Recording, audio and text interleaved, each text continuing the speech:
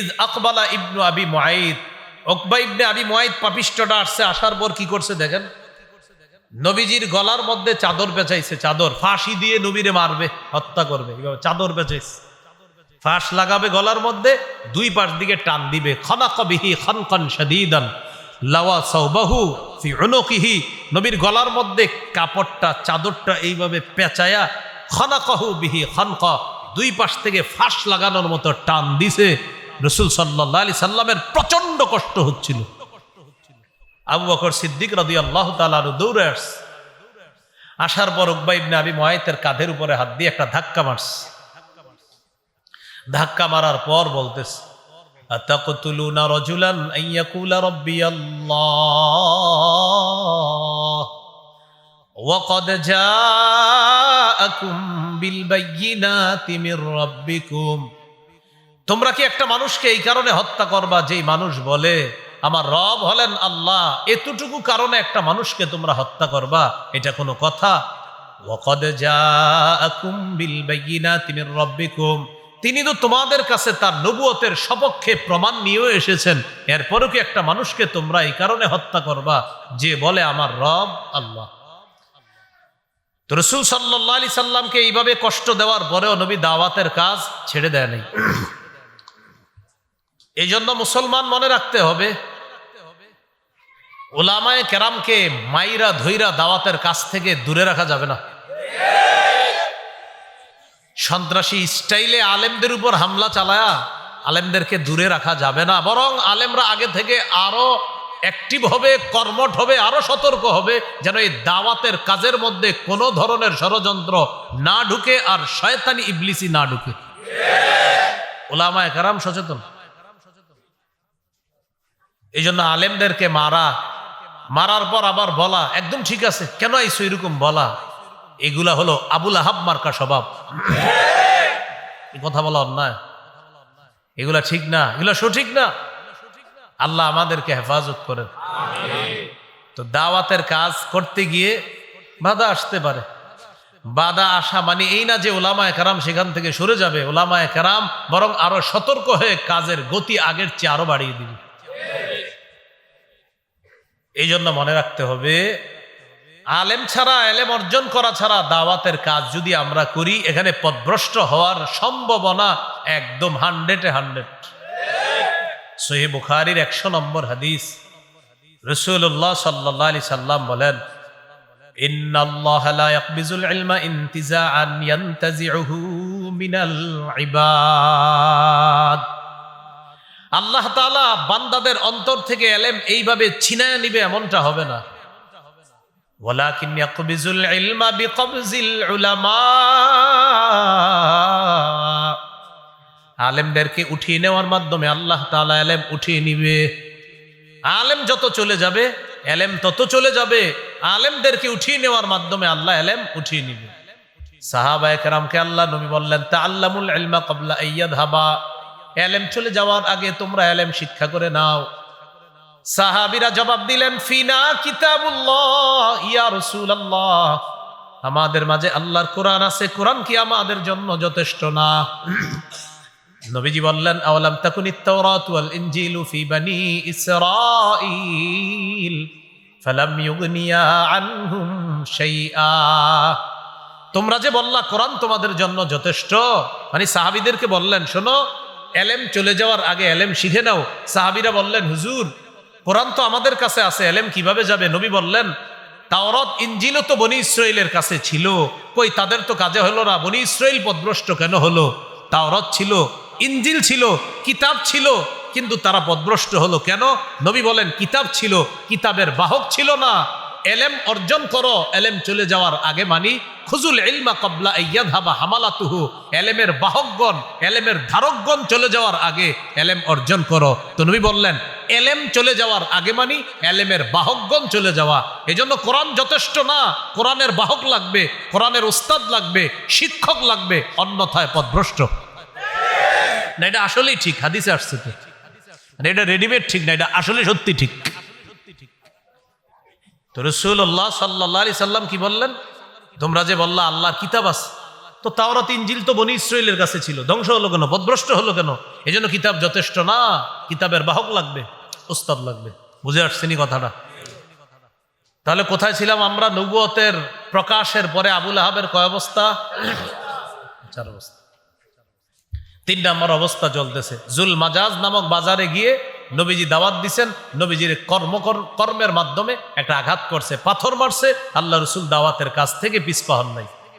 4 number, হজের মৌসুমে রসুল সাল্লাল্লাহু আলাইহি সাল্লাম একটা সুযোগ পেলেন যে হাজী সাহেবদের তাবুতে তাবুতে যাব, যাওয়ার পর তাদেরকে আস্তে ধীরে ইসলামের দাওয়াত দিব, চুপে চুপে তাদেরকে বুঝাবো, বুঝানোটা সহজ হবে তাবুতে গিয়ে। রসুল সাল্লাল্লাহু আলাইহি সাল্লাম যখন কোনো তাবুতে যায়, আবুল আহাব পিছনে পিছনে যায়। ঘটনা কি? মোহাম্মদ যায় কেন দেখি? পিছনে পিছনে যায়। রসুল্লাহ সাল্লাল্লাহু আলাইহি সাল্লাম তাবুতে ঢুকলেন, ঢুকার পর আবুল আহাব ঢুকছে। নবীজি তাবুর ভিতরে গিয়ে জাতিকে বোঝানোর চেষ্টা করে, ভাই আমি আপনাদের কাছে আসছি একটু দাওয়াত দিতে, এরকম দাওয়াতের কাজ করতেছে। আবুল আহাব পিছন দিয়ে গিয়ে বলে, ইয়া আইয়ুহান নাস লা তুতিউহু, হে লোক সকল, তোমরা মুহাম্মদের কথা শুনবা না, তাকে অনুসরণ করবা না। ফাইন্নাহু সাবিউন কাজ্জাব, মুহাম্মদ ধর্মত্যাগী, মুহাম্মদ মিথ্যাবাদী, নাউজুবিল্লাহ। তাহলে আবুল আহাব হাজীদের ক্যাম্পে গিয়ে নবীজি হাজীদেরকে দাওয়াত দেয়, আবুল আহাব পিছন দিয়ে গিয়ে বলে মুহাম্মদ ধর্মত্যাগী, মুহাম্মদ মিথ্যাবাদী, নাউজুবিল্লাহ, নাউজুবিল্লাহ, নাউজুবিল্লাহ।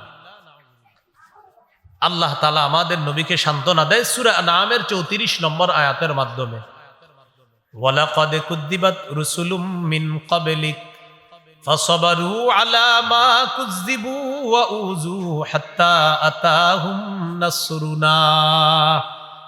নবী আপনি কষ্ট পায়েন না, আপনার আগে যত রাসূল ছিল, যত নবী ছিল, তাদেরকেও কষ্ট দেওয়া হয়েছে, তাদেরকে মিথ্যাবাদী বলা হয়েছে, তাদেরকে কষ্ট দেওয়া হয়েছে। তারা কষ্টে ধৈর্য ধারণ করার কারণে হাত্তা আতাহুম নাসরুনা, তাদের কাছে আমার সাহায্য এসেছে, আপনার কাছেও সাহায্য আসবে। লা মুবাদ্দিলা লিকালিমাতিল্লাহ, আল্লাহর কথা পরিবর্তনকারী কেউ নাই। কষ্টের পরে, ধৈর্যের পরে আমি আল্লাহর সাহায্য আসবে, এটাই হলো চূড়ান্ত কথা, এই কথা পরিবর্তন হবে না। এখন আসেন 4 নাম্বার, এখানে কথার আঘাত। 3 নাম্বারটা ছিল কর্মের আঘাত, পাথর মার্স। 4 নাম্বারটা হলো আবু লাহাব গিয়ে বলতেছে মুহাম্মদের কথা শুনবা না, মুহাম্মদ ধর্মত্যাগী, মুহাম্মদ মিথ্যাবাদী। এখানে দিল কথার আঘাত। কিসের আঘাত করলো? কথার আঘাত করলো। ওলামায়ে কেরাম যখন দাওয়াতের কাজে যুক্ত হলো, ওলামায়ে কেরামকে এখন কথার আঘাত দিয়ে পিষ্ট করা হচ্ছে। এগুলা ফেতরা খায়, এগুলা জাকাত খায়, এগুলা কোরবানির চামড়া খায় বড় হয়। এই জাতীয় কথা যদি কোনো সাথী ভাইয়েরা বলেন, তাড়াতাড়ি তওবা করেন, না হয় আল্লাহর কসম পথভ্রষ্টতা অবধারিত। তওবা করেন। জাকাত ফেতরা কি সবাই খায়? যারা জাকাত খাওয়ার যোগ্য সেই খাচ্ছে। ফেতরার যোগ্য যে সে খাচ্ছে, না হলে আল্লাহ ফেতরার বিধান কেন দিছে, জাকাতের বিধান কেন দিছে বলেন? তো বলে কি লেখে, এবার কোরবানির চামড়া দিব না। যে বছর বলবেন কোরবানির চামড়া দিবেন না, ওই বছর ইনশাল্লাহ মাদ্রাসার কালেকশন আরো বেশি হবে। আমাদের দেশের একজন দেশের দায়িত্বশীল স্বরাষ্ট্রমন্ত্রী একবার বলেছিল, এবছর মাদ্রাসায় চামড়া আপনারা দিবেন না, ওই বছর চামড়ার রেকর্ড হয়েছে মাদ্রাসায়। এই জন্য দিনের কাজের বিরোধিতা করবেন, আল্লাহ তাআলা কাজের গতি আরো বাড়ায় দিবে। দিনের কাজের বিরোধিতা করেন না। উলামায়ে কেরাম আপনাদের শত্রু না, মাথা রাখতে হবে। তো কথার আঘাতে পিষ্ট করে। কিসের আঘাতে? এই যে আমি বয়ান করছি না, আমার বয়ানেও লিখবে অনেকে, এই ও জাকাতখোর, ফেতরাখোর, এরকম লিখবে, আমারও লিখবে। অথচ আমার জিন্দিগি তো আমি না ফেতরা না জাকাত, কোনোটাই আমি নেই, কিন্তু আমারও এটা লিখবে। এর মানে এরকম না, মানে জাকাতের যোগ্য যারা, ওই ছাত্ররা জাকাত খাবে। এতিমাস অসহায় আছে, তো তারা তো জাকাত খাবে। এই হলো আপনার হালাত। আল্লাহ আমাদেরকে বুঝার তৌফিক দান করেন। তো কি বললাম, আবুল আহাবের নবুয়ত প্রকাশ যখন পাইল নবীজির, তখন আবুল আহাবের কয় অবস্থা? 1 নম্বর, রাসূল সাল্লাল্লাহু আলাইহি সাল্লামের মেয়ে 2টাকে তালাক দেওয়া হলো। কোন মেয়ে? রুকাইয়া, উম্মে কুলসুম। ও এখানে মনে রাখবেন, এই রুকাইয়া আর উম্মে কুলসুমকে পরবর্তীতে আল্লাহ রসুল হযরত উসমান গনি রাদিয়াল্লাহু তাআলা আনহুর সাথে বিয়ে দিয়েছেন। প্রথমে 1 কন্যা বিয়ে দেওয়ার পর তিনি মারা গেলেন, আরেক কন্যাকেও হযরত উসমানের কাছে বিয়ে দিয়ে দিলেন। এই হলো সেই 2 কন্যা। 2 নাম্বার, নবীজিকে আফতার বলেছিল, লেস কাটা, নির্বংশ। আল্লাহ বলে দিলেন না, তুমি নির্বংশ, আমার নবী নির্বংশ না, আমার নবীর নাম কাম সারা পৃথিবীতে এমন ভাবে ছড়ায়া যাবে। এখনো আমরা বলি যে ভাই আগামী অমুক তারিখে বাংলাদেশে আওলাদে রাসূল আসতেছে সাল্লাল্লাহু আলাইহি ওয়াসাল্লাম। 3 নাম্বার, জুল মাজাজ নামক বাজারে গিয়ে নবীকে কর্মের কষ্ট দিয়েছে, মিথ্যাবাদী ইত্যাদি বলে পাথর মেরে নবীকে রক্তাক্ত করেছে। 4 নাম্বার, কথার আঘাত দিছে, নবীরে বলছে মিথ্যাবাদী। তাহলে কর্ম আর কথার আঘাত সহ্য করার পরেও নবীজি দাওয়াতের কাজ ছেড়ে দিয়েছে না আরো করেছেন? ফাজাআলা আর-রাজুলু ইযা লাম ইয়াসতাতি আন ইয়াখরুজা আরসালা রাসূলান লিয়ানজুরা মা হুয়া। যে ব্যক্তি আসতে পারে না সে ব্যক্তি অন্য কাউকে পাঠিয়ে দিয়েছে দেখার জন্য, দেখো তো কি হয়েছে, মোহাম্মদ কেন ডাকে, একটু দেখো তো, দেখার জন্য পাঠায় দিস। তো সবাই যখন একত্রিত হওয়ার পর পাহাড়ের উপর থেকে রাসূলুল্লাহ সাল্লাল্লাহু আলাইহি সাল্লাম সকলের উদ্দেশ্যে বললেন, আরাআইতাকুম লাউ আখবারতুকুম আন্না খাইলান বিল ওয়াদি তুরিদু আন তুগিরা আলাইকুম আকুনতুম মুসাদ্দিকিয়া। আমি যদি তোমাদেরকে বলি এই পাহাড়ের পিছনে একদল শত্রু সেনা অপেক্ষা করছে যারা তোমাদের উপর অতর্কিত হামলা চালাবে, তোমরা কি আমার কথা বিশ্বাস করবা? ক্বালু নাআম মা জাররাবনা আলাইকা ইল্লা সিদকা। সবাই এক বাক্যে জবাব দিল, অবশ্যই বিশ্বাস করব, কারণ তুমি সত্য ছাড়া কখনো মিথ্যা বলো না, তুমি যা বলো সব সত্য, আজকে যা বলবা এগুলাও সত্য।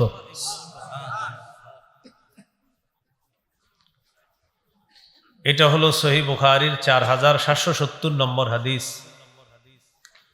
বুখারীর 4972 নম্বর হাদিস আছে। عن عبد الله بن عباس رضي الله تعالى عنهما أن النبي صلى الله عليه وسلم خرج إلى البطحاء فصعد إلى الجبل। রাসূলুল্লাহ সাল্লাল্লাহু আলাইহি সাল্লাম বাতহা নামক এলাকায় গেলেন। সেখানে যাওয়ার পর তিনি পাহাড়ের উপর উঠলেন। উঠার পর জাতির উদ্দেশ্যে তিনি বললেন, আরাআইতুম ইন হাদ্দাসতুকুম আন্নাল আদুওয়া মুসাব্বিহুকুম আও মুমাসসিকুম। আমি যদি তোমাদেরকে বলি একদল শত্রু তোমাদের উপর সন্ধ্যায় অথবা সকালবেলা আক্রমণ করবে, আকুনতুম তুসাদ্দিকুনি, তোমরা কি আমার কথা বিশ্বাস করবা?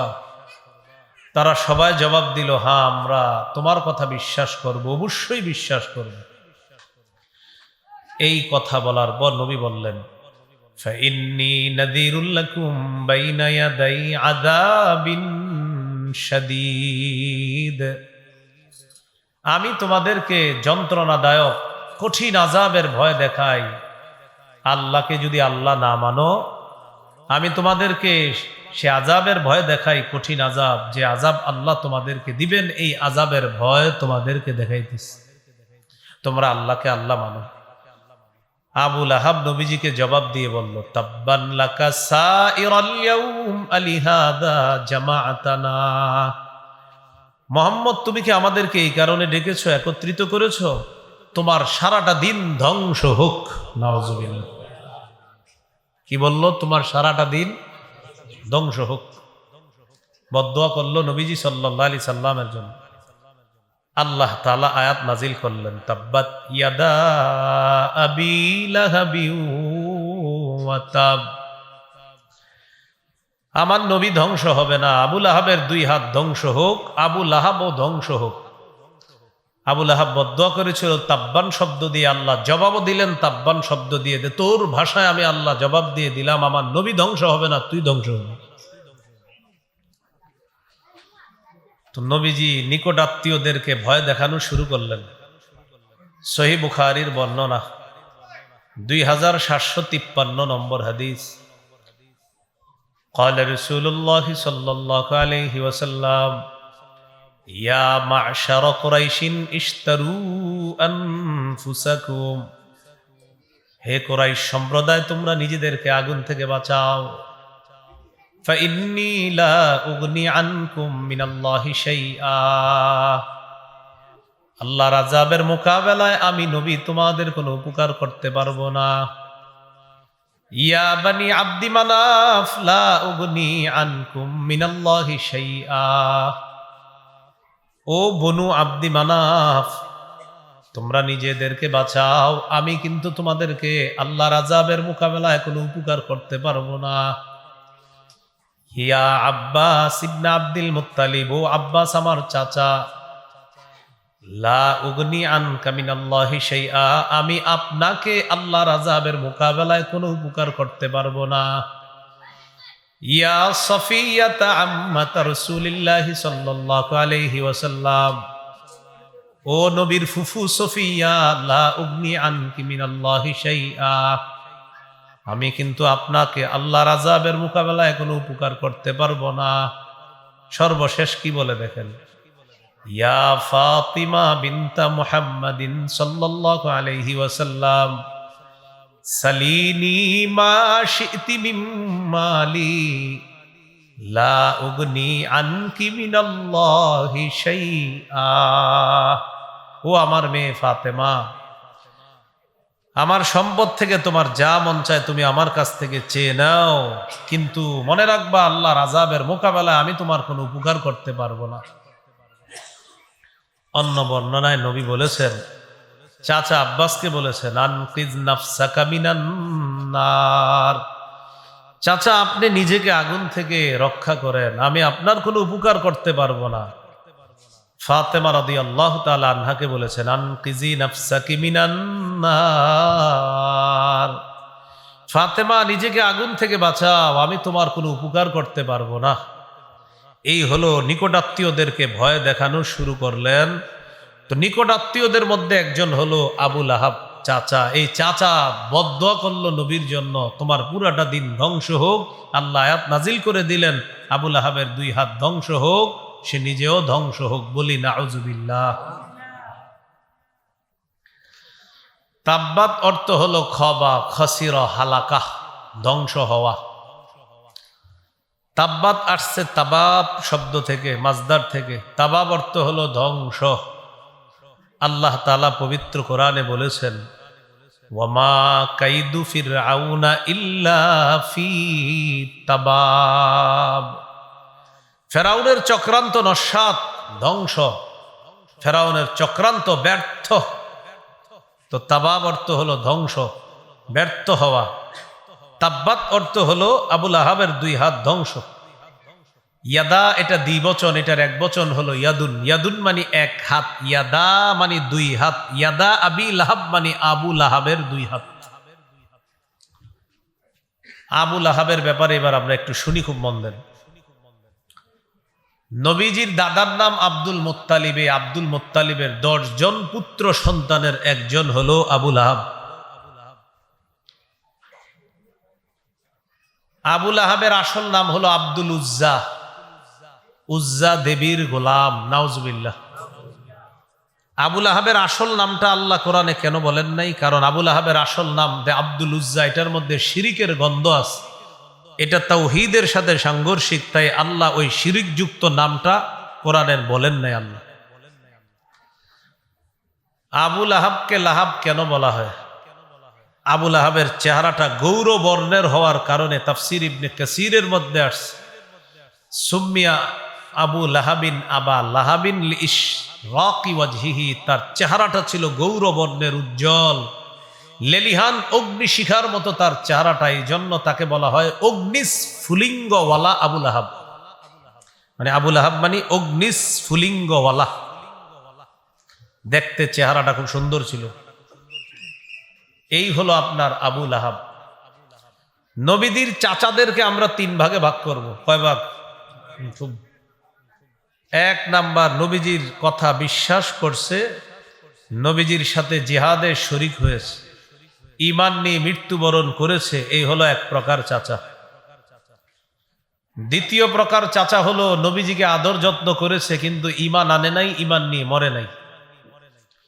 তৃতীয় প্রকার চাচা হলো নবীর নবুয়ত প্রকাশের পর থেকে মরণ পর্যন্ত নবীর শত্রুতা করেছে, এই হলো নবীদের চাচা 3 ধরনের। তাহলে নবীর চাচা কয় ধরনের? 1 নম্বর, বিশ্বাস আনছে, নবীর সাথে জিহাদের ময়দানে শরীক হয়েছে, ঈমান নিয়ে মৃত্যুবরণ করেছে, যেমন নবীর চাচা আব্বাস এবং হামজা রাদিয়াল্লাহু তাআলা আনহুমা। 2 নম্বর, নবীজির প্রতি বিশ্বাস স্থাপন করে নাই, তবে নবীজিরে খুব মায়া মমতা স্নেহ দিয়েছে, আদর যত্ন করেছে, মরণ পর্যন্ত নবীকে আগলে রেখেছে, কিন্তু ঈমান আনে নাই। এরকম একজন চাচা আছে, নাম আবু তালেব। নাম কি? ঈমান নিয়ে মরতে পারেনি। সহিহ বুখারীর বর্ণনা 3884 নম্বর হাদিস। এই হাদিসের মধ্যে আসছে, আন্না আবা তালিবিন লাম্মা হাদরাতুল ওয়াফাত, আবু তালেবের যখন মৃত্যুর সময় ঘনিয়ে এলো, মুমূর্ষু অবস্থায়, দাখালা আলাইহি রাসূলুল্লাহ সাল্লাল্লাহু আলাইহি ওয়াসাল্লাম, নবীজি চাচা আবু তালেবের কাছে আসছে। ওয়া ইনদাহু আবু জাহলিন, দেখে পাশে আবু জাহেল বসা। আবু তালেব মুমূর্ষু অবস্থায়, আবু জাহেল বসা, নবীজি ঢুকার পর চাচাকে বললেন, চাচা একবার বলেন লা ইলাহা ইল্লাল্লাহ কালিমাতান উহাজ্জু লাকা বিহা ইনদাল্লাহ। চাচা একবার লা ইলাহা ইল্লাল্লাহ বলেন, আপনার এই বলাটাকে আমি দলিল হিসাবে আল্লাহর কাছে কিয়ামতের ময়দানে আমি পেশ করব। একবার বলেন। পাশে আবু জাহেল বসা।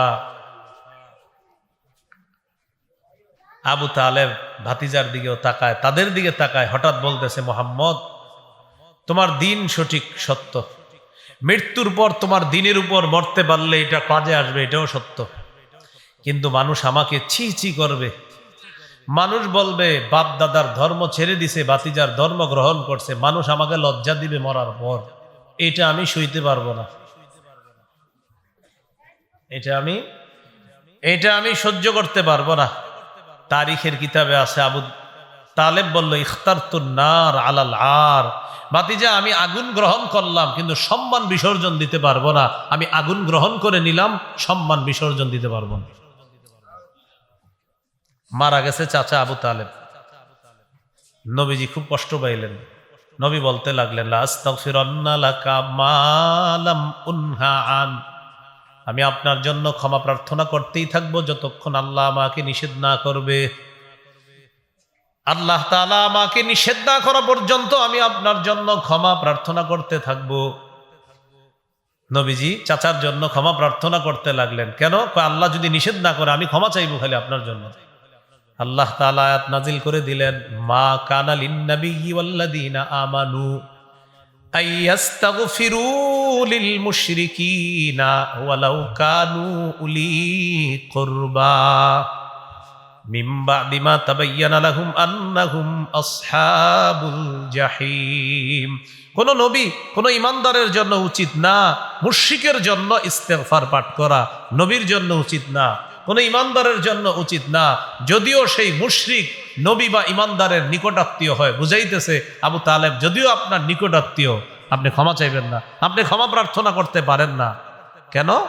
মিন বা'দি মা তাবায়্যানা লাহুম আন্নাহুম আসহাবুল জাহিম। যখন এই কথা স্পষ্ট হয়ে গেল যে ওই নিকটাত্মীয় জাহান্নামের অধিবাসী, এই জাহান্নামীদের জন্য আবার কিসের ইস্তেগফার, আল্লাহ আয়াতের মাধ্যমে বুঝিয়ে দিলেন, আপনি আপনার চাচার জন্য ইস্তেগফার পাঠ করতে পারবেন না। এটা গেল এটা। আরেকটা সূরা কসসের আয়াত নাজিল করলেন আল্লাহ। নবীজি খুব মন খারাপ, জিবরিল আমিন এসে বললেন, আল্লাহ আয়াত নাজিল করছে, ইন্নাকা লা তাহদি মান আহবাবতা ওয়ালাকিন্নাল্লাহা ইয়াহদি মান ইয়াশা।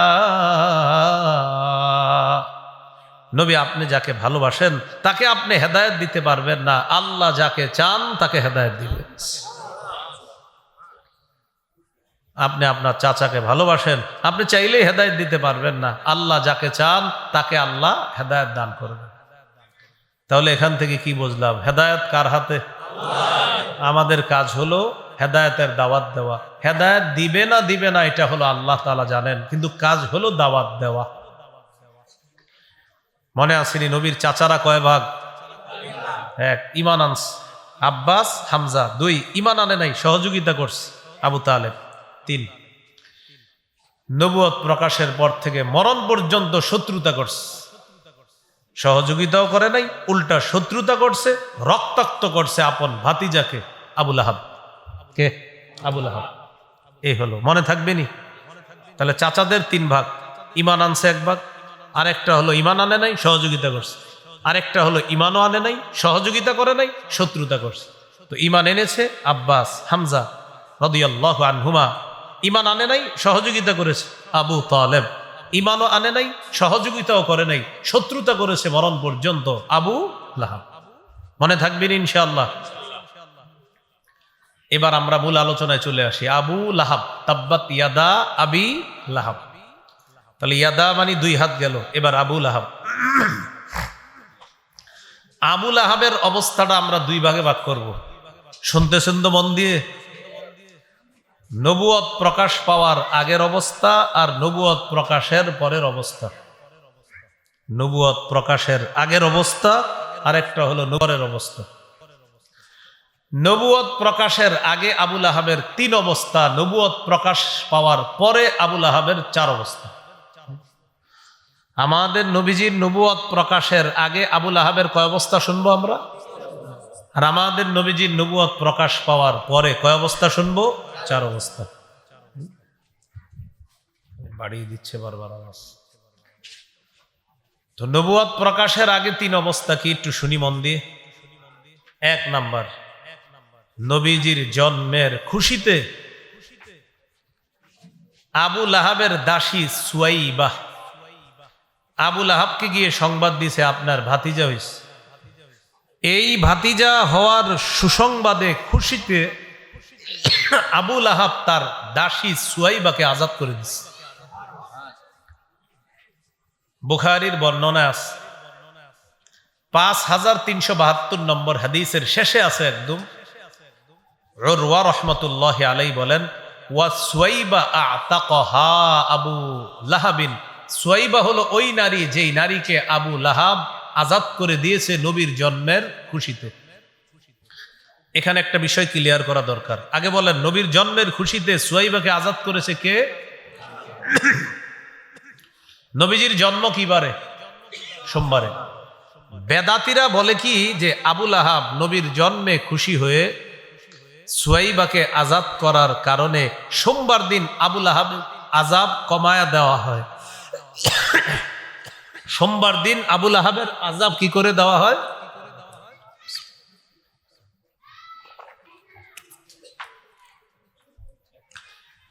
তো বেদাতি যারা আছে তাদের দাবি হলো সোমবার দিন আবু লাহাবের আজাব কমিয়ে দেওয়া হয়। কেন? যে নবীর জন্মের খুশিতে আবু লাহাব সুয়াইবাকে আজাদ করার কারণে নবীজির নাকি আজাব কমিয়ে দেওয়া হয় সোমবার দিন। এটা হলো একটা জাল বর্ণনা। বলেন কি বর্ণনা? আমি কমাইতে বলি বারবার, আপনারা বাড়াইতে না। শুরুতে আওয়াজটা যেমন ছিল মনে রাখতেন, ইচ্ছা করে খালি বারবার প্রত্যেকটা মাহফিলে একই কাজ, বারবার বলতেছে আওয়াজ বাড়ায় না, শুধু আওয়াজ বাড়ায়। সুয়াইবাকে আজাদ করে দিছে কেন? নবীর জন্মের সুসংবাদ দিছে। সুসংবাদ দেওয়ার কারণে সুয়াইবাকে আজাদ করে দিয়েছে। তো বেদাতীরা বলে কি, নবীর জন্মের খুশিতে আবু লাহাব তার দাসীকে আজাদ করে দেওয়ার কারণে সোমবার দিন নাকি আবু লাহাবের আজাব কম হয়। এটা একটা জাল বর্ণনা। বলেন কি বর্ণনা? জাল বর্ণনা।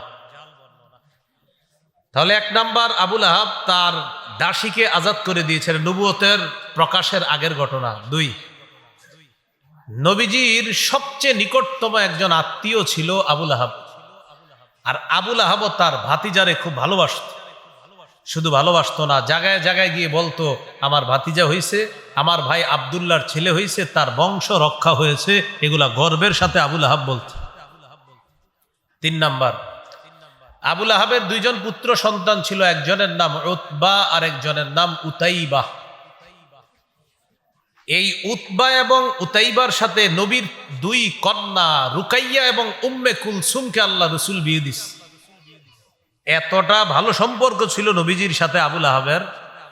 আবুল আহাবের দুই সন্তান, একজনের নাম উতবা আর একজনের নাম উতাইবা। এই উতবা আর উতাইবার সাথে নবীর দুই কন্যা রুকাইয়া এবং উম্মে কুলসুমকে আল্লাহ রসুল বিয়ে দিস। তাহলে সম্পর্ক খারাপ না অনেক গাঢ়? নবুয়ত প্রকাশের পরে না আগে? এই হলো নবুয়ত প্রকাশের আগে আবুল আহাবের নবীর সাথে তিন অবস্থা: এক, খুশিতে দাসী আজাদ করে দিছে; দুই, নবীর সাথে বেশি আন্তরিকতা রাখতো, শুধু তাই না, ভাতিজা বলে বলে পরিচয় দিয়ে সবার কাছে গিয়ে বলে বেড়াইতো আমার ভাই আব্দুল্লাহর বংশ রক্ষা হয়েছে, আমার ভাতিজা মোহাম্মদ, এরকম বলে বলে বেড়াইতো গর্বের সাথে। তিন, আবুল আহাবের দুই পুত্র এই উতবা আর উতাইবা, তার এই দুই পুত্রকে বিয়ে করাইছে নবীর দুই কন্যা রুকাইয়া এবং উম্মে কুলসুম। এবার নবুয়ত প্রকাশ পাইছে।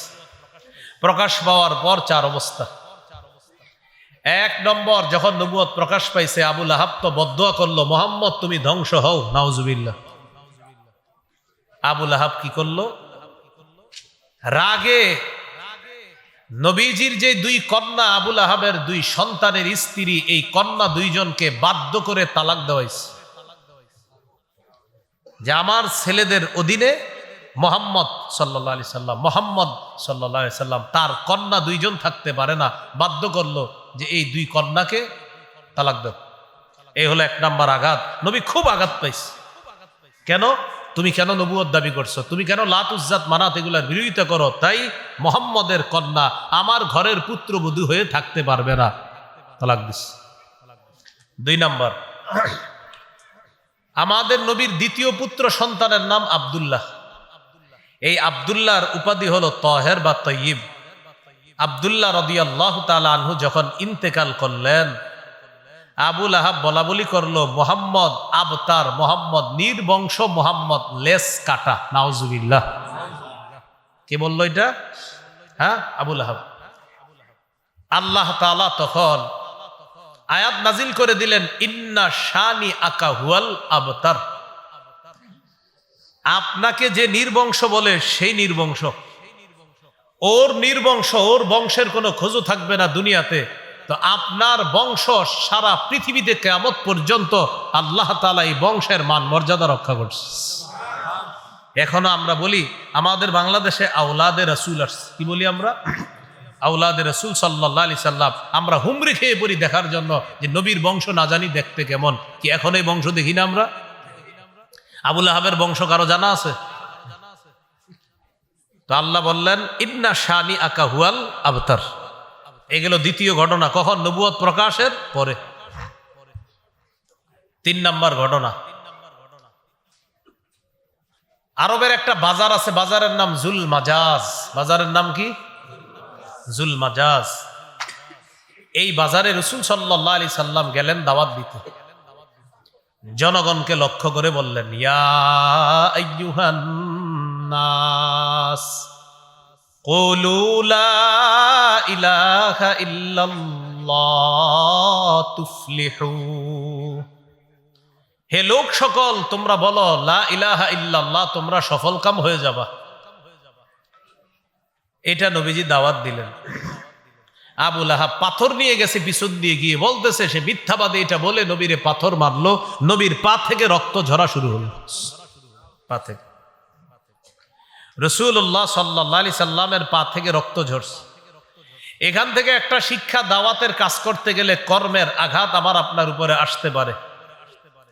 কেউ কর্মের আঘাত এরকম কর্ম দিয়ে আঘাত করতে পারে, যেমন পাথর মেরে নবীজিকে আঘাত করছে।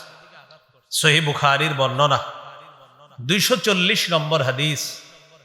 রাসূলুল্লাহ সাল্লাল্লাহু আলাইহি সাল্লাম কাবা চত্বরে নামাজ পড়তেছে।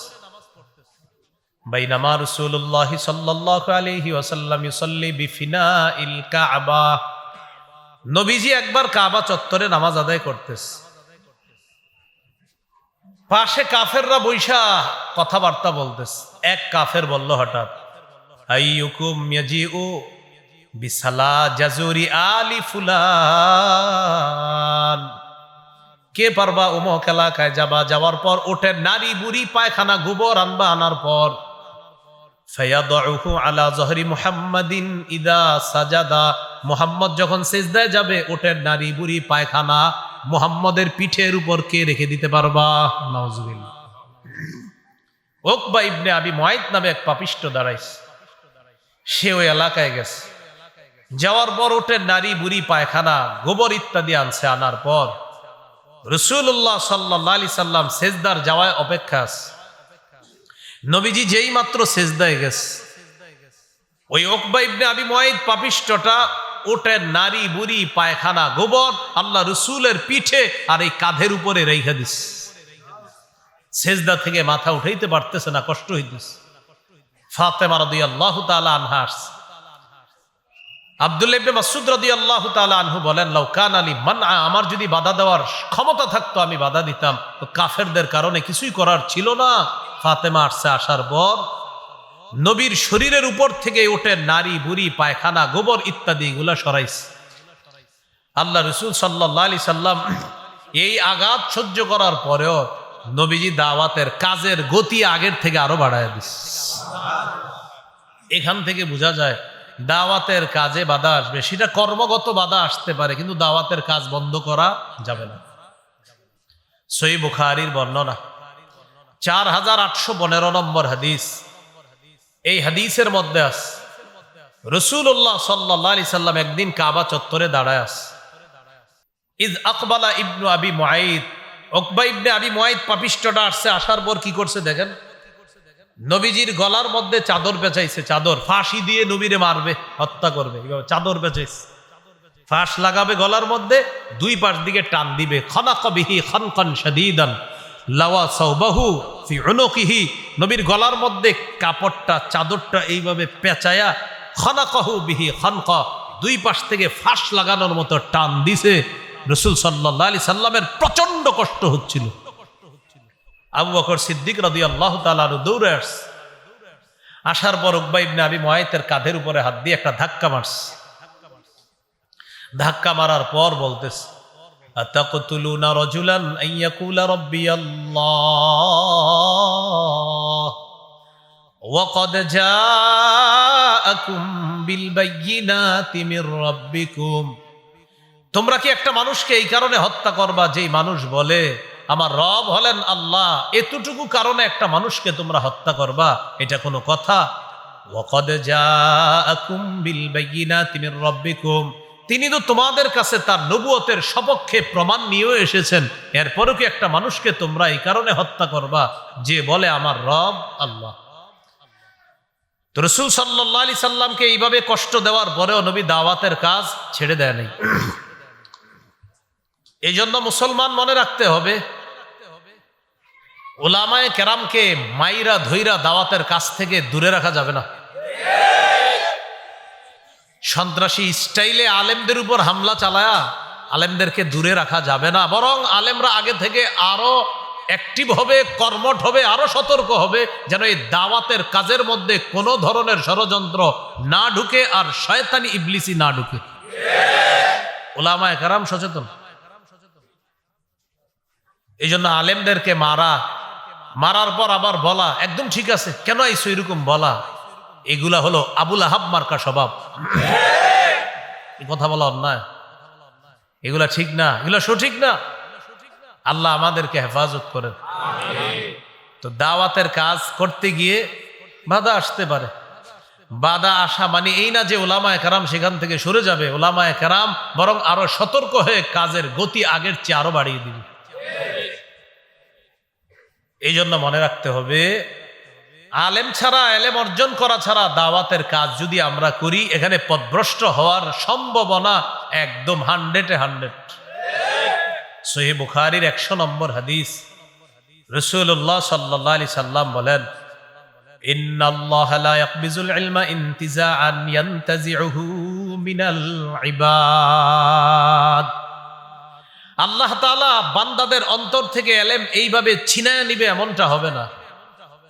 ওয়ালাকিন ইয়াকবিজুল ইলমা বিকবজিল উলামা, আলেমদেরকে উঠিয়ে নেওয়ার মাধ্যমে আল্লাহ তাআলা এলেম উঠিয়ে নিবে। আলেম যত চলে যাবে এলেম তত চলে যাবে। আলেমদেরকে উঠিয়ে নেওয়ার মাধ্যমে আল্লাহ এলেম উঠিয়ে নিবে। সাহাবায়ে কেরামকে আল্লাহ নবী বললেন, তাআল্লামুল ইলমা ক্বাবলা আইয়াযহাবা, এলেম চলে যাওয়ার আগে তোমরা এলেম শিক্ষা করে নাও। সাহাবীরা জবাব দিলেন, ফিনা কিতাবুল্লাহ ইয়া রাসূলুল্লাহ, আমাদের মাঝে আল্লাহর কোরআন আছে, কোরআন কি আমাদের জন্য যথেষ্ট না? নবীজি বললেন, আওয়ালাম তাকুনিত তাওরাত ওয়াল ইনজিলু ফি বানি ইসরাঈল ফালাম ইউগনিয়া আনহুম শাইআ। তোমরা যে বললা কোরআন তোমাদের জন্য যথেষ্ট, মানে সাহাবীদেরকে বললেন, শোনো এলেম চলে যাওয়ার আগে এলেম শিখে নাও। সাহাবীরা বললেন, হুজুর কোরআন তো আমাদের কাছে আছে, এলেম কিভাবে যাবে? নবী বললেন, তাওরাত ইনজিলও তো বনি ইসরাইলের কাছে ছিল, কই তাদের তো কাজে হলো না, বনি ইসরাইল পথভ্রষ্ট কেন হলো? তাওরাত ছিল, ইনজিল ছিল, কিতাব ছিল, কিন্তু তারা পথভ্রষ্ট হলো কেন? নবী বলেন, কিতাব ছিল, কিতাবের বাহক ছিল না। এলেম অর্জন করো, এলেম চলে যাওয়ার আগে, মানি খুজুল ইলমা ক্বাবলা আইয়াযহাবা হামালাতুহু, এলেমের বাহকগণ, এলেমের ধারকগণ চলে যাওয়ার আগে এলেম অর্জন করো। তো নবী বললেন, এলেম চলে যাওয়ার আগে মানি এলেমের বাহকগণ চলে যাওয়া। এজন্য কোরআন যথেষ্ট না, কোরআনের বাহক লাগবে, কোরআনের উস্তাদ লাগবে, শিক্ষক লাগবে, অন্যথায় পথভ্রষ্ট না। এটা আসলেই ঠিক, হাদিসে আসছে তো, এটা রেডিমেড ঠিক না, এটা আসলে সত্যি ঠিক। তো রাসূলুল্লাহ সাল্লাল্লাহু আলাইহি সাল্লাম কি বললেন? তোমরা যে বললা আল্লাহর কিতাব আছে, তো তাওরাত ইনজিল তো বনি ইসরাইলের কাছে ছিল, ধ্বংস হলো কেন, পথভ্রষ্ট হলো কেন? এজন্য কিতাব যথেষ্ট না, কিতাবের বাহক লাগবে, উস্তাদ লাগবে। বুঝে আসছেনি কথাটা? তাহলে কোথায় ছিলাম আমরা? নবুয়তের প্রকাশের পরে আবু লাহাবের কয় অবস্থা? 4 অবস্থা। 3 নম্বর অবস্থা চলতেছে। জুল মাজাজ নামক বাজারে গিয়ে নবীজি দাওয়াত দিছেন, নবীজির কর্মের মাধ্যমে একটা আঘাত করছে, পাথর মারছে, আল্লাহ রসুল দাওয়াতের কাছ থেকে পিছপা হন নাই। 4 নম্বর, হজের মৌসুমে রসুল সাল্লাল্লাহু আলাইহি সাল্লাম একটা সুযোগ পেলেন যে হাজী সাহেবদের তাবুতে তাবুতে যাব, যাওয়ার পর তাদেরকে আস্তে ধীরে ইসলামের দাওয়াত দিব, চুপে চুপে তাদেরকে বুঝাবো, বুঝানোটা সহজ হবে তাবুতে গিয়ে। রসুল সাল্লাল্লাহু আলাইহি সাল্লাম যখন কোনো তাবুতে যায়, আবু লাহাব পিছনে পিছনে যায়। ঘটনা কি? মোহাম্মদ যায় কেন দেখি, পিছনে পিছনে যায়। রাসূলুল্লাহ সাল্লাল্লাহু আলাইহি সাল্লাম তাবুতে ঢুকলেন, ঢুকার পর আবু লাহাবও ঢুকছে। নবীজি তাবুর ভিতরে গিয়ে জাতিকে বোঝানোর চেষ্টা করে, ভাই আমি আপনাদের কাছে আসছি একটু দাওয়াত দিতে, এরকম দাওয়াতের কাজ করতেছে। আবু লাহাব পিছন দিয়ে গিয়ে বলে, ইয়া আইয়ুহান নাস লা তুতিউহু, হে লোক সকল, তোমরা মুহাম্মদের কথা শুনবা না, তাকে অনুসরণ করবা না। ফাইন্নাহু সাবিউন কাজ্জাব, মুহাম্মদ ধর্মত্যাগী, মুহাম্মদ মিথ্যাবাদী, নাউজুবিল্লাহ। তাহলে আবু লাহাব হাজীদের ক্যাম্পে গিয়ে নবীজি হাজীদেরকে দাওয়াত দেয়, আবু লাহাব পিছন দিয়ে গিয়ে বলে, মুহাম্মদ ধর্মত্যাগী, মুহাম্মদ মিথ্যাবাদী, নাউজুবিল্লাহ, নাউজুবিল্লাহ, নাউজুবিল্লাহ।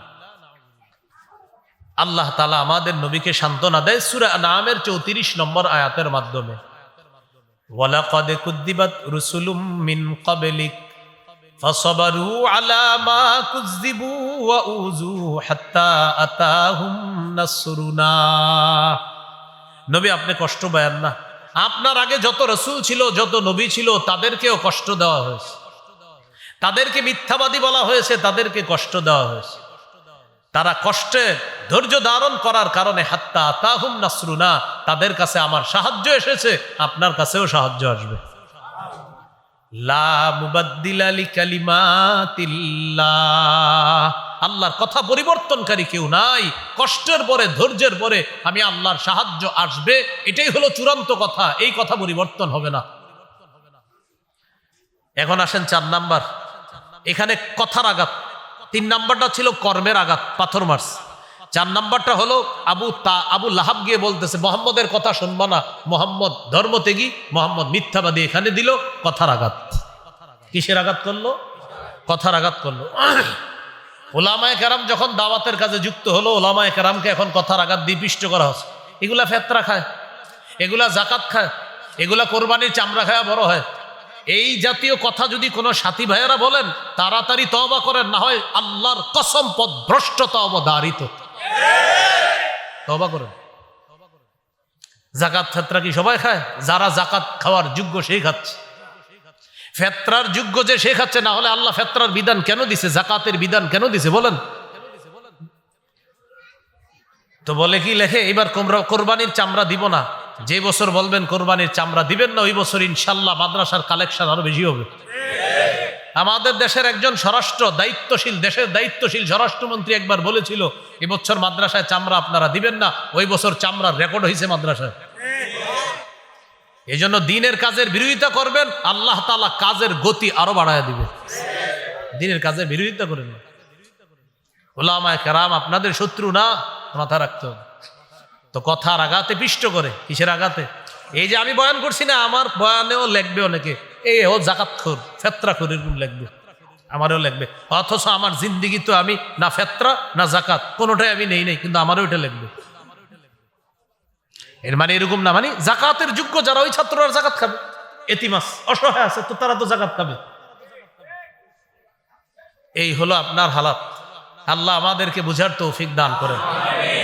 তো কি বললাম, আবু লাহাবের নবুয়ত প্রকাশ যখন পাইল নবীজির, তখন আবু লাহাবের কয় অবস্থা? 1 নম্বর, রাসূল সাল্লাল্লাহু আলাইহি সাল্লামের মেয়ে দুইটাকে তালাক দেওয়া হলো। কোন মেয়ে? রুকাইয়া, উম্মে কুলসুম। ও এখানে মনে রাখবেন, এই রুকাইয়া আর উম্মে কুলসুমকে পরবর্তীতে আল্লাহ রসুল হযরত উসমান গনি রাদিয়াল্লাহু তাআলা আনহুর সাথে বিয়ে দিয়েছেন। প্রথমে এক কন্যা বিয়ে দেওয়ার পর তিনি মারা গেলেন, আরেক কন্যাকেও হযরত উসমানের কাছে বিয়ে দিয়ে দিলেন। এই হলো সেই 2 কন্যা। 2 নাম্বার, নবীজিকে আফতার বলেছিল, লেস কাটা, নির্বংশ। আল্লাহ বলে দিলেন, না তুমি নির্বংশ, আমার নবী নির্বংশ না, আমার নবীর নাম কাম সারা পৃথিবীতে এমন ভাবে ছড়ায়া যাবে। এখনো আমরা বলি যে ভাই আগামী অমুক তারিখে বাংলাদেশে আওলাদে রাসূল আসতেছে সাল্লাল্লাহু আলাইহি ওয়াসাল্লাম। 3 নাম্বার, জুল মাজাজ নামক বাজারে গিয়ে নবীকে কর্মের কষ্ট দিয়েছে, মিথ্যাবাদী ইত্যাদি বলে পাথর মেরে নবীকে রক্তাক্ত করেছে। 4 নাম্বার, কথার আঘাত দিছে, নবীরে বলছে মিথ্যাবাদী। তাহলে কর্ম আর কথার আঘাত সহ্য করার পরেও নবীজি দাওয়াতের কাজ ছেড়ে দিয়েছে না আরো করেছেন? এখান থেকে মনে রাখতে হবে, দাওয়াতের কাজ আমরা যারা করব, আইয়াকুনা সাবিতান, অবিচল ভাবে করতে হবে। সূরা আনকাবুতের 14 নম্বর আয়াতে আল্লাহ বলেন, ওয়ালাকাদ আরসালনা নূহান ইলা কওমিহি ফালাবিথা ফীহিম আলফা সানাহ ইল্লা 50 আমা। আমি নূহ নবীকে তার জাতির মাঝে প্রেরণ করেছি, তিনি তাদের মাঝে 950 বছর দাওয়াত দিয়েছেন। 50 বছর কম 1000 বছর অবস্থান করেছেন। তাদেরকে 950 বছর দাওয়াত দেওয়ার ফলে কি হয়েছে? অন্য আয়াতে আল্লাহ বলেন, নূহ নবীর কথাটা আল্লাহ বলে দিয়েছেন, রব্বি ইন্নী দাউতু কওমি লাইলাও ওয়া নাহারা। হে আমার রব, আমি আমার জাতিকে দিনে দাওয়াত দিয়েছি, রাতে দাওয়াত দিয়েছি। ফালাম ইয়াজিদহুম দুআই ইল্লা ফিরারা। তারা আমার দাওয়াতে বেশিরভাগ শুধু পলায়ন করেছে, বারবার পলায়ন করেছে। এখান থেকে জানলাম দাওয়াত দিতেই থাকতে হবে, হেদায়েতের কথা বলতেই থাকতে হবে। মানুষ গ্রহণ করুক আর না করুক, অবিচলভাবে আপনার কাজ করতে হবে। 950 বছর দাওয়াত দিলেন, দাওয়াত দেয় জাতি কি করে? অন্য আয়াতে আল্লাহ বলেন, আল্লাহ যখনই তাদেরকে দাওয়াত দিয়েছি, জালু আসাবিআহুম ফি আযানিহিম, তারা তাদের আঙ্গুলগুলা কানের মধ্যে প্রবেশ করিয়েছে। এইভাবে জালু আসাবিআহুম ফি আযানিহিম, তাদের কর্ণে তাদের আঙ্গুল স্থাপন করেছে দাওয়াতের কথা না শোনার জন্য। তাহলে কি শিখলাম? অবিচল ভাবে দাওয়াতের কাজ করতে হবে। জাতি যদি এটা গ্রহণ করুক বা না করুক এতে কিছু না, কিন্তু আপনি জাতিকে দাওয়াত দিতে হবে। আল্লাহ কথাগুলা বুঝে শুনে আমল করার তৌফিক দান করেন। এই হলো তাব্বাত ইয়াদা আবি লাহাবি ওয়া তাব। আল্লাহ 2 বার বলছে ধ্বংস, তাব্বাত, পরে আবার বলছে অতাব্বা। আসেন একটু বুঝেন। 2 হাত ধ্বংস হোক দ্বারা কি উদ্দেশ্য? 2 হাত ধ্বংস হোক দ্বারা আরবরা সাধারণত অংশ দিয়ে, বলেন অংশ দিয়ে পূর্ণকে উদ্দেশ্য নেয়। আবার বলেন অংশ বলে পূর্ণকে উদ্দেশ্য নেয়। হাত বলে ব্যক্তি উদ্দেশ্য। মানে আল্লাহ বলছে 2 হাত ধ্বংস, কিন্তু এখানে উদ্দেশ্য ব্যক্তি। তো আরবদের একটা রীতি হলো তারা অংশ বলে পূর্ণ মানুষটাকে উদ্দেশ্য নেয়। এই জন্য তাদের ওই পরিভাষা অনুযায়ী আল্লাহ বললেন তাব্বাত ইয়াদা আবি লাহাব, আবু লাহাবের 2 হাত ধ্বংস হোক। উদ্দেশ্য এখানে যদি আল্লাহ অংশ বলছে, হাত বলছে, উদ্দেশ্য পুরা ব্যক্তিটা, মানুষটা উদ্দেশ্য। তাহলে তাব্বাত এক ধ্বংস, সাথে আল্লাহ বলছে তাব্বা ধ্বংস, ডাবল ধ্বংস। আমার নবীর জন্য বদদোয়া করছে এক ধ্বংস, আল্লাহ বদদোয়ার জবাব দিছে তুই ডাবল ধ্বংস।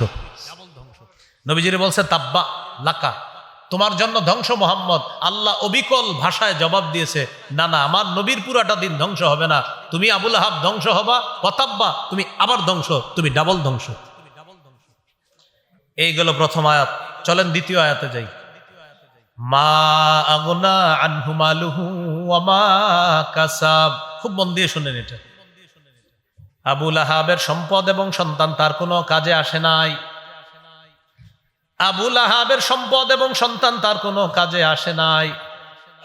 আবুল আহাবের প্রচুর সম্পদ ছিল, প্রচুর সন্তান ছিল, তার অহংকার ছিল আমার সম্পদের অভাব নাই, আবার আমার পুত্র সন্তান আছে। ওই জামানায় পুত্র সন্তান হওয়া মানে অহংকার করা।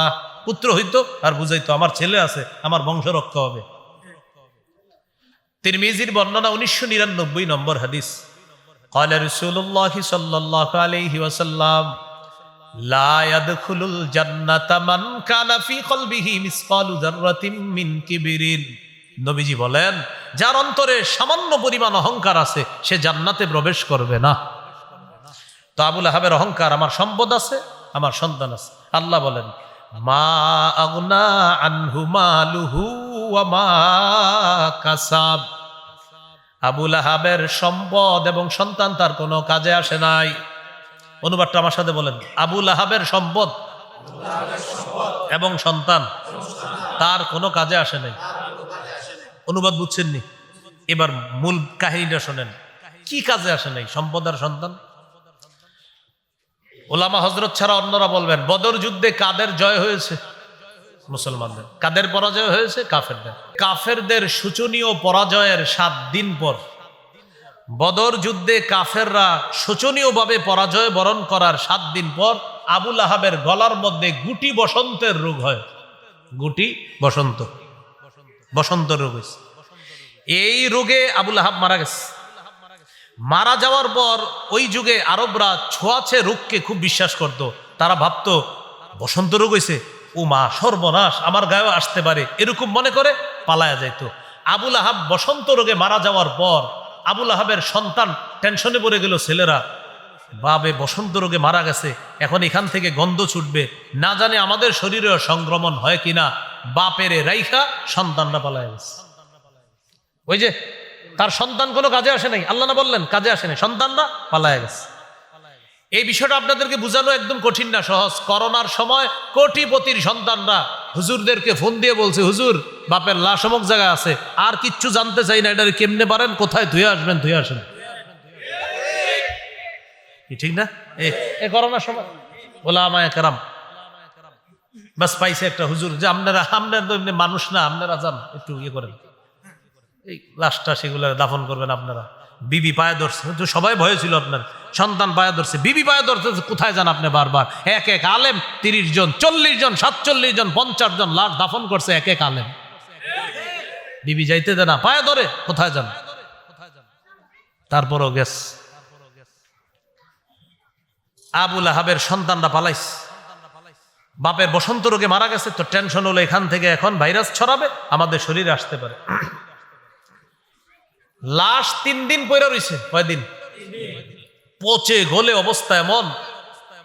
তো তাদের আকীদা ছিল যে লাশ পচে যাওয়ার পরে আস্তে আস্তে ভাইরাসটা আর থাকে না, এটা তাদের একটা আকীদা। লাশ 3 দিন পচে গলে যখন আপনার পচা শুরু হইল আর গন্ধ বের হওয়া শুরু হইল, বিভিন্ন জন এটা সেটা বলা শুরু করলো। আবুল আহাবের ওই পালিয়ে যাওয়া 2 সন্তান ছেলে ফিরে আসছে আয়সা আরেকজনের সহায়তায়, ওই যে হুজুরদের সহায়তায়, আপনারা অনেকে আরেকজনের সহায়তায় বাপের লাশটা মক্কার উঁচু ভূমিতে নিচে নেওয়ার পর গর্ত করছে। গর্ত করার পর লাঠি দিয়া ধাক্কাইতে ধাক্কাইতে লাশ গর্তের মধ্যে ফেলাইছে। পরে মাটি চাপা দিছে। যুগে যুগে জালেমদের পরিণতি এটাই হয়, ভবিষ্যতে এটাই হবে। তাহলে সম্পদের অভাব ছিল, সন্তানও ছিল, সম্পদও ছিল। মা আগনা আনহু মালুহু, তার সম্পদ তার কোনো কাজে আসে নাই। ওয়া মা কাসাব, তার সন্তান তার কোনো কাজে আসেনি। ওমা কাসাবের ব্যাখ্যাই ওমা কাসাব বিন ওয়ালাদ, তার যে সন্তান আল্লাহর পক্ষ থেকে সে পেয়েছিল, আল্লাহ যে সন্তান তাকে দিয়েছিল, এই সন্তান তার কোনো কাজে আসেনি। এখান থেকে আমাদের শিক্ষা কি? দুনিয়াতে সম্পদ কাজে লাগায়া যাওয়া, সন্তানটাকেও মানুষের মতো মানুষ বানায়া যাওয়া। সহিহ মুসলিমের হাদিস, রাসূলুল্লাহ সাল্লাল্লাহু আলাইহি সাল্লাম বলেন, মানুষ যখন মারা যায় তার সব বন্ধ হয়ে যায় আমল নামা, তিনটা জিনিস চালু থাকে, জারি থাকে। কয়টা? ইল্লা মিন সাদাকাতিন জারিয়া। এক নাম্বার সদকায়ে জারিয়া। দুনিয়াতে সম্পদ সদকায়ে জারিয়া করে গেছেন, সম্পদ দিয়ে এমন সদকা করছেন যেই সদকায় আপনি সওয়াব পেতেই থাকবেন, এমন সদকায়ে জারিয়া। আপনি একটা কল স্থাপন করছেন এমন জায়গায় যেদিক দিয়ে পথিকরা যায়, মুসাফিররা যায়, সেখান থেকে পানি পান করে, যতবার পান করবে ততবার ওই মুসাফিরের যে একটা ভালো লাগা কাজ করছে, তৃষ্ণা নিবারণ হয়েছে, সওয়াবটা কবরে পেতে থাকবেন। এতিমখানা মাদ্রাসায় ফ্যান দিছেন, ফ্যান চলতেছে আর বাচ্চারা ওই বাতাসে পড়াশোনা করতেছে, বাস ওই ফ্যান চইলা তাদের আরাম লাগতেছে, তারা পড়তেছে, সওয়াবটা কবরে পাবেন, সদকায়ে জারিয়ার। আরো আছে অনেক উদাহরণ। 2 নাম্বার, আও ইলমিন ইউনতাফাউ বিহি, এমন এলেম রেখে যাওয়া যে এলেমের মাধ্যমে মানুষ উপকৃত হয়। এটা লেখালেখি হতে পারে, বা আপনাদেরকে আমি আজকে বয়ান করলাম, এই বয়ানের মধ্যে 2-1টা অংশ আপনাদের মনে আছে, আপনারা আরো 10 জনরে জানাইলেন, ওই 10 জন আরো 10 জনরে, এই যতজন উপকৃত হবে আমি মারা যাওয়ার পর কবরে সওয়াব যাবে। 3 নাম্বার, আও ওয়ালাদিন সালিহিন ইয়াদউ লাহ, এমন একজন নেককার সন্তান রেখে যাওয়া যেই সন্তান তার বাবার জন্য মায়ের জন্য বলতে পারবে, রব্বির হামহুমা কামা রব্বায়ানি সগীরা, মা বাবার জন্য দোয়া করতে পারবে, এমন একজন নেককার সন্তান দুনিয়াতে রেখে যাওয়া। তো কি শিখলাম? মা আগনা আনহু মালুহ, আবু লাহাবের সম্পদ কোনো কাজে আসে নাই, কারণ ঈমান নাই। ওয়া মা কাসাব, তার সন্তান তার কোনো কাজে আসে নাই। এক, ঈমান নাই, ঈমান না থাকার কারণে সম্পদ কাজে আসে নাই, অহংকার করার কারণে সম্পদ কাজে আসে নাই, সন্তান কাজে আসে নাই। এমন রোগ হয়েছে যে রোগ সম্পদ দিয়েও কোনো কাজ হলো না, সন্তান দিয়েও কোনো কাজ হলো না। ওই রোগে সম্পদ খরচ করেও লাভ হয় নাই, আর সন্তানরাও বাপেরে ফালায়া চলে গেছে। তাই আল্লাহ বললেন, মা আগনা আনহু মালুহু ওয়া মা কাসাব। 3 নম্বর আয়াত, সন্তানরা কোথায় ফালায় আসছে? লাঠি দিয়া, গর্তে। 3 নম্বর আয়াতে আল্লাহ বলেন, সায়াসলা নারান যাতা লাহাবিন, সে অচিরেই প্রবেশ করবে লেলিহান অগ্নিশিখাযুক্ত ভয়ঙ্কর আগুনে প্রবেশ করবে, এমন আগুনে, যাতা লাহাব, যেটা অগ্নিস্ফুলিঙ্গ আলা আগুন, লেলিহান আগুনে এই আবু লাহাব প্রবেশ করবে। বলি নাউজুবিল্লাহ। তাহলে দুনিয়াতে সম্পদ গেল, সন্তান গেল, আখেরাতও গেল। দুনিয়াতে সম্পদ গেল, সন্তান গেল, এবার মারা গেল, ওই মাটির নিচে চাপা দিয়ে আসলো।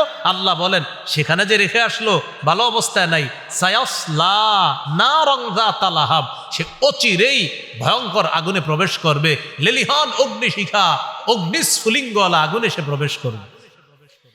তাহলে 3টা কথা, ঈমান না থাকার কারণে সম্পদও কাজে আসলো না, সন্তানও কাজে আসলো না, আখেরাতও বরবাদ হয়ে গেল। এইগুলো 1 নম্বর আয়াতে অভিশাপের জবাব, 2 নম্বর আয়াতে সম্পদ সন্তান কাজে আসে নাই, 3 নম্বর আয়াতে আখেরাত বরবাদ। চলেন এবার 4-5 নম্বর আয়াতটা জানি, একটু মন দিয়ে শোনেন। ওয়ামরাআতুহু হাম্মালাতাল হাতাব ফি জিদিহা হাবলুম মিন মাসাদ। আল্লাহ তাআলা বলেন, আবু লাহাবের স্ত্রীও ওই অগ্নিস্ফুলিঙ্গওয়ালা আগুনে প্রবেশ করবে। কোন স্ত্রী? হাম্মালাতাল হাতাব। বলেন সবাই, আবার থামেন। হাম্মালাতাল হাতবের ব্যাপারে 3টা কথা বলি, খুব মন দেন সবাই। 1, আরবের মধ্যে কারো সংসার ভাঙ্গার পিছনে যে ইন্ধন দিত, সংসার ভাঙ্গার, এই তোমার বউ ভালো না, বউরে গিয়ে বলতো তোমার স্বামী ভালো না, এই সংসার ভাঙতো, তো বলতো ইন্ধন দিছে কে রে সংসার ভাঙার পিছনে? সংসার ভাঙার ইন্ধন যে দিত তাকে বলা হইতো হাম্মালাতাল হাতব। আরবরা সংসার ভাঙার পিছনে যে কাজ করত তাকে কি বলতো? এই আবু লাহাবের স্ত্রী কি করতো? খালি ঘুরে ঘুরে মানুষের মধ্যে তালাক ঘটাইতো, স্বামী স্ত্রীর মধ্যে তালাক ঘটাইতো। তো কি বলতো? আচ্ছা, এই জামাই বউয়ের যে তালাক হইলো, ইন্ধনটা দিল কে? অমুক মহিলা। তো ইন্ধন যে যোগানদাতা, এই ইন্ধনকারিণীকে বলা হয় হাম্মালাতাল হাতব। তো এবার অনুবাদ দেখেন, হাম্মালাতাল হাতব, ইন্ধন বহনকারিণী। আবু লাহাবের স্ত্রী অগ্নিস্ফুলিঙ্গওয়ালা আগুনে প্রবেশ করবে। আবার বলছি, ইন্ধন বহনকারিণী, যে ইন্ধন দিয়ে খালি মানুষের সংসার ভাঙে, এই ইন্ধন বহনকারিণী আবু লাহাবের স্ত্রী, সেও আগুনে প্রবেশ করবে। এ হলো 1 নম্বর ব্যাখ্যা। 2, সমাজে অশান্তি সৃষ্টি। 2 ইঁদুরে গুড় খাইছে, গুড় লাগছে, গুড়ের পরে আপনার 2 বিড়াল আইসা ঝগড়া করছে। 2 বিড়াল ঝগড়ার পরে ওই বিড়াল 2 কুকুর আইসা ঝগড়া করছে। 2 কুকুরের মালিক আসছে, মালিক আসার পরে 2 জন ঝগড়া করছে। এবার সব 2 পক্ষ বাঁশ নিয়ে নামছে। শুরু হলো কি, ইঁদুরের গুড় নিয়ে, শেষে কোথায় গেল, বাঁশ। তো ওই যুগে যখন আপনার কোনো সমাজে ফেতনা লাগতো, যে আচ্ছা ফেতনাটা লাগাইছে কে, খুঁজে দেখো, পাওয়া গেছে আবু লাহাবের স্ত্রী। তো এখানে ইন্ধন দিছে কে এই সমাজে ফেতনার জন্য, কওমকে। তো ওই সমাজে ফেতনার ইন্ধন বহনকারিণীকেও বলা হয় হাম্মালাতাল হাতব। তাহলে 1 নাম্বার, সংসার ভাঙার ইন্ধনকারিণী বহনকারিণীকে বলা হয় হাম্মালাতাল হাতব। 2, সমাজে বিশৃঙ্খলা সৃষ্টির ইন্ধন বহনকারিণীকেও বলা হয় হাম্মালাতাল হাতব। 3 নাম্বার, আবু লাহাবের স্ত্রী ধনী মানুষ ছিল। ধনী হওয়া সত্ত্বেও সে কোনো সেবক সেবিকা রাখতো না। কেন? সেবক সেবিকা রাখলে তাদেরকে বেতন দিতে হবে। এজন্য বখিলতা করে, কৃপণতা করে সে নিজেই কি করত, আপনার গলার মধ্যে পাকানো দড়ি লাগায়া ওই কাঠ বহন করে ওই দড়ি দিয়ে বেঁধে কাঠ সে নিজে নিজে নিয়ে আসতো। তো কাঠের আরবি হলো হাতব। বলেন, কাঠের আরবি, জ্বালানির আরবি হাতব, কাঠের আরবি। তাহলে হাম্মালাতাল হাতব মানে আবু লাহাবের ওই স্ত্রী যে কৃপণতা করে, হাম্মালাতাল হাতব, জ্বালানি বহনকারিণী, কাঠ বহনকারিণী, জ্বালানি বহনকারিণী। তাহলে 1 নাম্বার, সংসার ভাঙ্গার পিছনে ইন্ধন বহনকারিণী।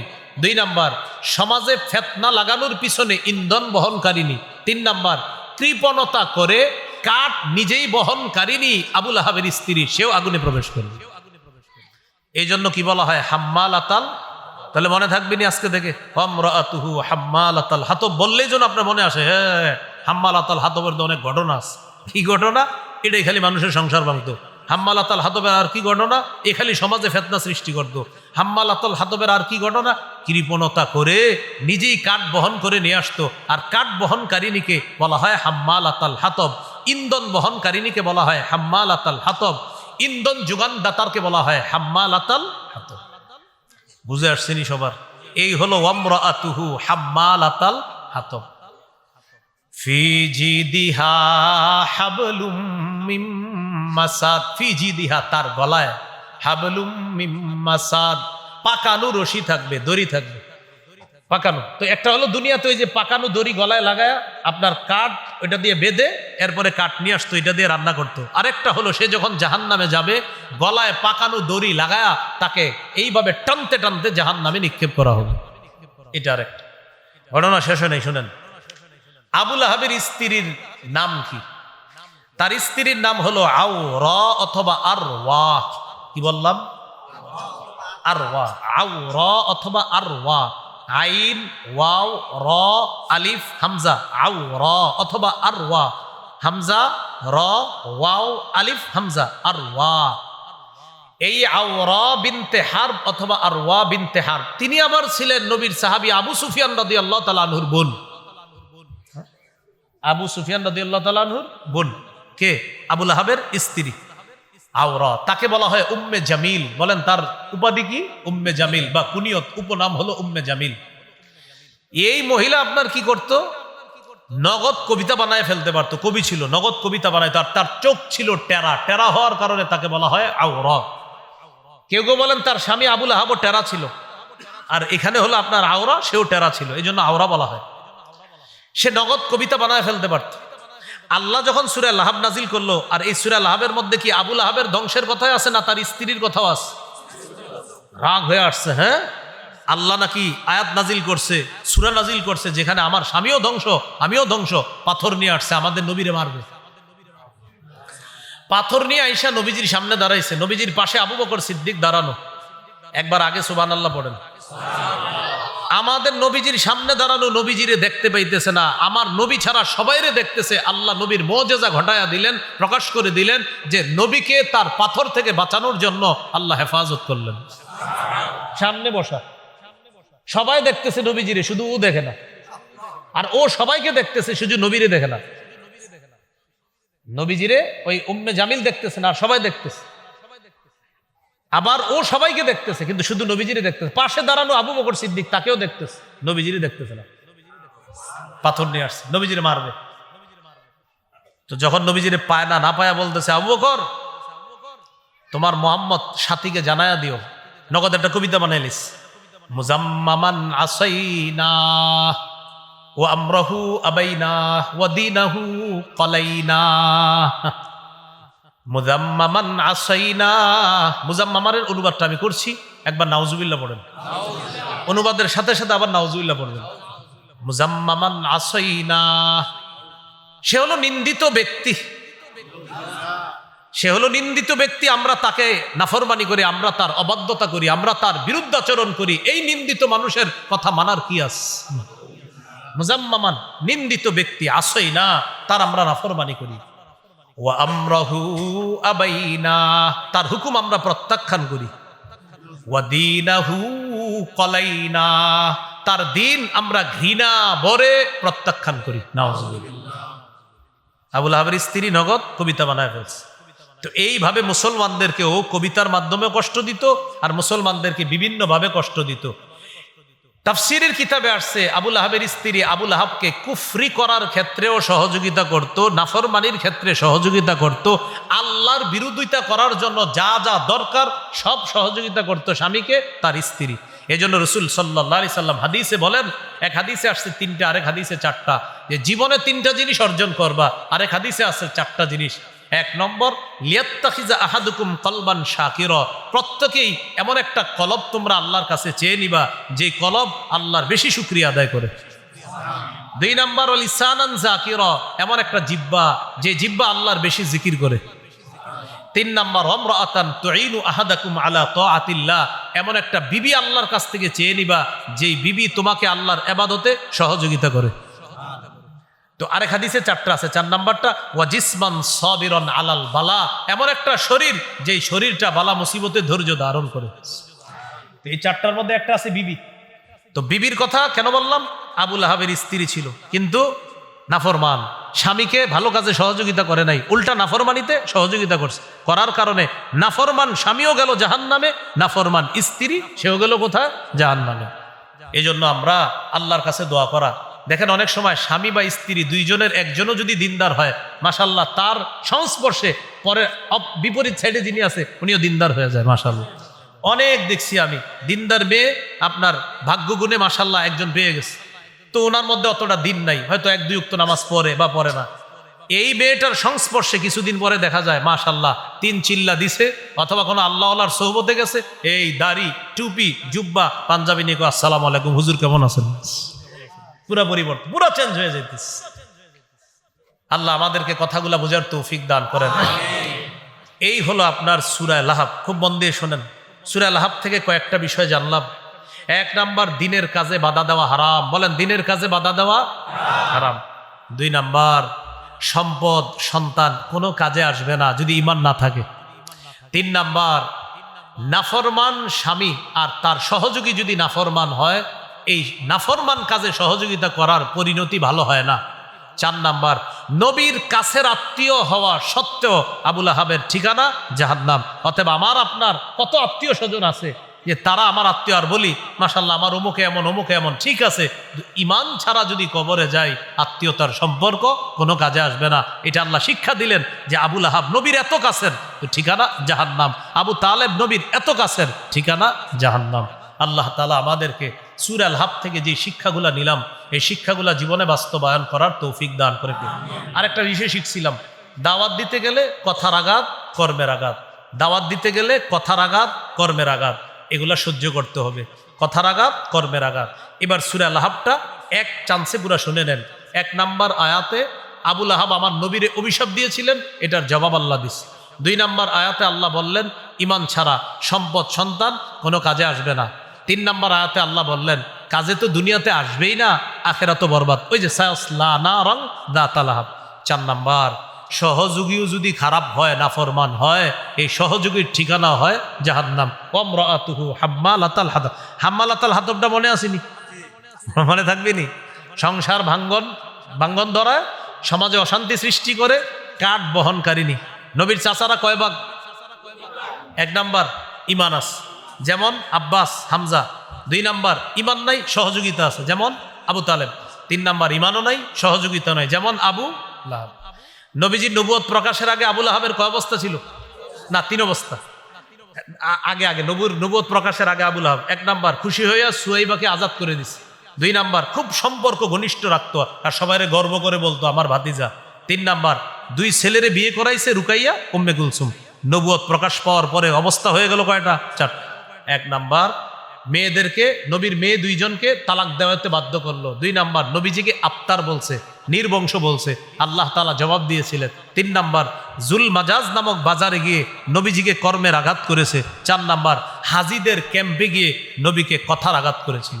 আল্লাহ তাআলা আমাদের সকলকে এই সূরা থেকে যে বিষয়গুলো শিক্ষণীয় আছে, বিশেষ করে দাওয়াতের অংশগুলো যেন আমরা সুন্দরভাবে গ্রহণ করে প্রত্যেকে যেন আমরা দায়ীর কাজ করতে পারি, মানুষকে আল্লাহর পথে আহ্বান করতে পারি। আল্লাহ তাআলা তৌফিক দান করেন।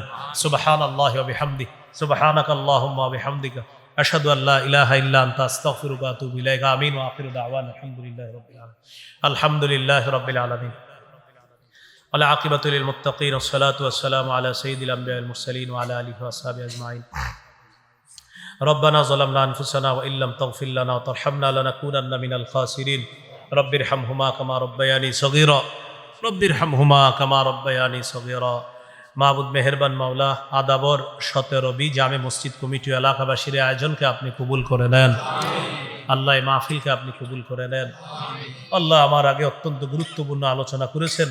আল্লাহ 5টি গুরুত্বপূর্ণ বিষয়ে কথা বলেছে। আল্লাহ ঈমান, ইবাদত, মুআমালাত, মুআশারাত, আখলাক, আল্লাহ অত্যন্ত গুরুত্বপূর্ণ আলোচনা। আমাদের পুরা দিন এই 5টা বিষয়ের মধ্যে আছে মাওলা। আল্লাহ হযরত নিঃসন্দেহে লম্বা সময় তাদেরকে কথাগুলা বুঝিয়েছে। আল্লাহ মেহেরবানি করে হযরতের এই মণিমুক্তা ঝরা কথাগুলোর সাথে সর্বশেষ আল্লাহ আমি ছোট মানুষ, ভুল ভাল কথার সাথে কিছু ভালো কথা বলার চেষ্টা করছি। আল্লাহ আমার ভুলগুলো আপনি ক্ষমা করে দিয়ে ওই ভালো মানুষদের ভালো কথাগুলোর সাথে আমার কথাগুলো আপনি কবুল করে নেন। আল্লাহ আমাদেরকে আপনি মাফ করে দেন। আল্লাহ দাওয়াত ও তাবলীগের সাথী ভাইদেরকে আল্লাহ উলামায়ে কেরামের তত্ত্বাবধানে এক বানায়া দেন। আল্লাহ সকলকে এক বানায়া দেন। আল্লাহ আগে কত ভালো লাগতো মাওলা, আল্লাহ তাদেরকে নিয়ে আমরা কত গর্ব করতাম। আল্লাহ চলন্ত একটা মাদ্রাসা ছিল দাওয়াত ও তাবলীগ। আল্লাহ মেহেরবানি করে আলেমদের কথাগুলা যেন আমরা বুঝতে পারি, তৌফিক দান করেন। আল্লাহ সকলকে উলামায়ে কেরামের নেতৃত্বে ঐক্যবদ্ধ হওয়ার তৌফিক দান করেন। আল্লাহ আমাদের দোয়াগুলো আপনি কবুল করেন। সূরা লাহাব থেকে কয়েকটা বিষয় শিখেছি। আল্লাহ সম্পদ সন্তান কোনো কাজে আসবে না যদি ঈমান না থাকে। আল্লাহ আমরা যেন আমাদের সন্তান সম্পদগুলা কাজে লাগাইতে পারি, তৌফিক দান করেন। আল্লাহ ভালো কাজ যারা করে তাদেরকে অভিশাপ দেওয়া যাবে না। আরেকটা বিষয় শিখছি, আল্লাহ আমরা যেন প্রত্যেক ভালো কাজের সহযোগী হতে পারি, তৌফিক দান করেন। আল্লাহ ঈমান ছাড়া পরকাল বরবাদ। আল্লাহ মরণের সময় ঈমান নসিব করে দিয়েন। আল্লাহ ঈমান নসিব করে দিয়েন। আল্লাহ ঈমান নসিব করে দিয়েন। আল্লাহ মুসলমান পরিচয় যেন মরতে পারি, তৌফিক দান করেন। আল্লাহ আপনার কাছে একটা আবদার, আমাদের সকলকে আবার জান্নাতে দেখা করায়া দিয়েন। আল্লাহ এই আরজিটা আপনি কবুল করে নেন। আল্লাহ সূরা লাহাব থেকে আরেকটা বিষয় শিখেছি, খারাপ কাজে সহযোগিতা করাটাও অন্যায়। আমরা যেন কখনো খারাপ কাজের সহযোগী না হই। মেহেরবানি করে আমাদেরকে যে কোনো বদ্দিন থেকে আপনি হেফাজত করেন। এই মাহফিল এলাকাবাসী কমিটি বৃন্দ সকলকে আপনি কবুল করে নেন। আল্লাহ আমাদেরকে আপনি মাফ করে দেন। আল্লাহ আমাদেরকে মাফ করে দেন। আল্লাহ